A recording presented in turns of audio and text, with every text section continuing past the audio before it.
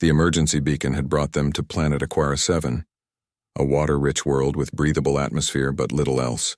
The diplomatic expedition supply shuttle had crashed 3 days ago, leaving Commander Zexthar of the Velcron Empire, scientist Lisa Chen from Earth, engineer Max Rodriguez, and 2 Threen scholars stranded on a narrow strip of beach.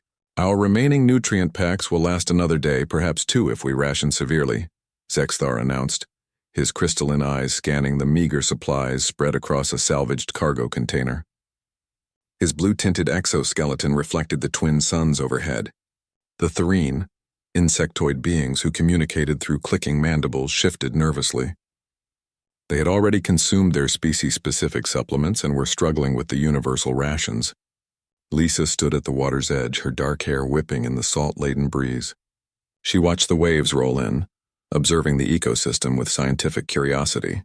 Max joined her, his weathered hands shading his eyes from the glare. "You thinking what I'm thinking?" Max asked. "That we're surrounded by food and everyone's acting like we're doomed?" Lisa replied with a slight smile. "Exactly." While the aliens held another crisis meeting about their dwindling supplies, Lisa and Max explored the beach. They found tide pools teeming with crustacean-like creatures, observed fish analogues darting through the shallows, and discovered beds of something resembling kelp further down the shore. "Commander," Lisa approached Zexthar, "Max and I are going to supplement our supplies." The Velcron commander's translator implant processed her words, but confusion registered across his features. "Supplement? From where? This planet has no supply depots." "From the ocean," Max said, holding up a crude spear he'd fashioned from debris and sharpened metal. The alien stared.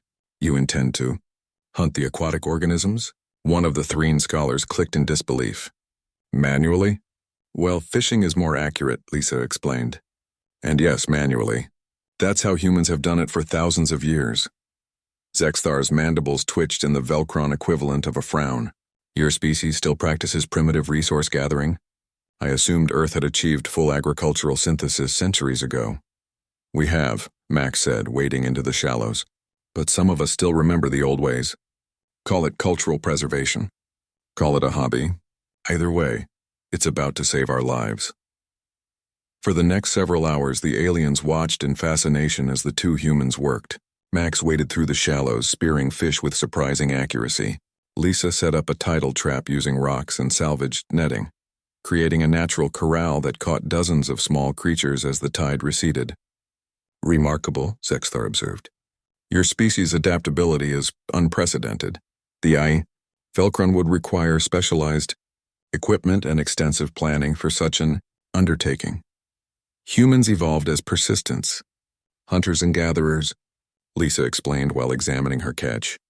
"We're generalists, jack of all trades, master of none, but oftentimes better than a master of one." By evening, they had a substantial pile of seafood, but the aliens remained uncertain. "How do you know these organisms are safe for consumption?" the younger Threen scholar asked. "Do you not require laboratory analysis? Toxin screening?" Lisa held up a small device from her emergency kit. "Basic molecular scanner. I've been testing samples. The protein structure is compatible with human biology, and there's no evidence of dangerous toxins. For you all, I'll need to run more specific tests." Then came the next revelation that left the aliens speechless. Max gathered driftwood and started a fire. "What is that?" Zexthar backed away from the flames. "Uncontrolled combustion?" "Controlled, actually," Max said, arranging flat stones around the fire. "Humans have been cooking with fire for over 1,000,000 years. It's not just about heat, it breaks down complex proteins, kills pathogens, and honestly, makes everything taste better."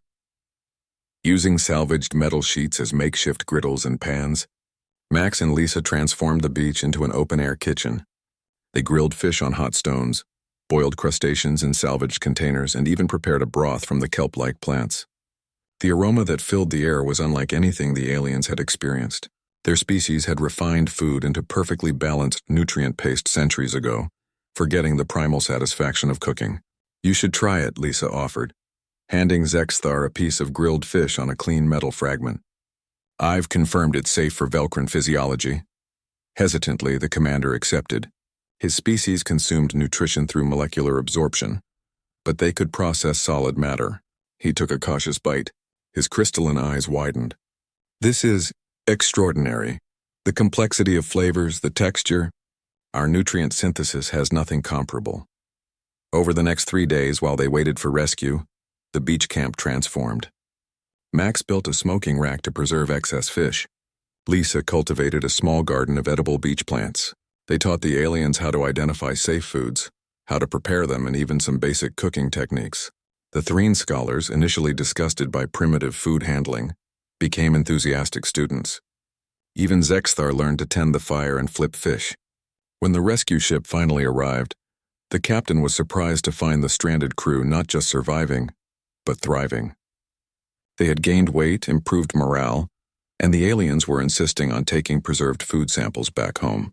Command was worried we'd find starving refugees, the captain said. Instead, it looks like we're interrupting a beach vacation.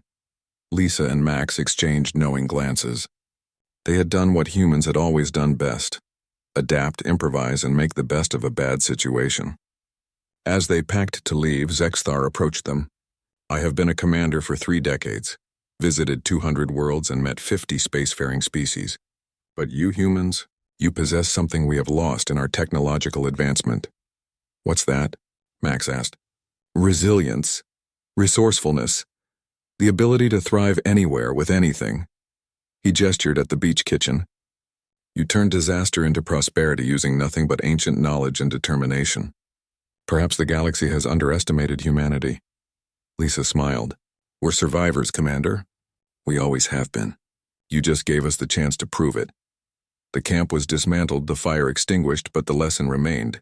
Sometimes the most advanced technology in the universe cannot replace the simple human ability to adapt and persevere.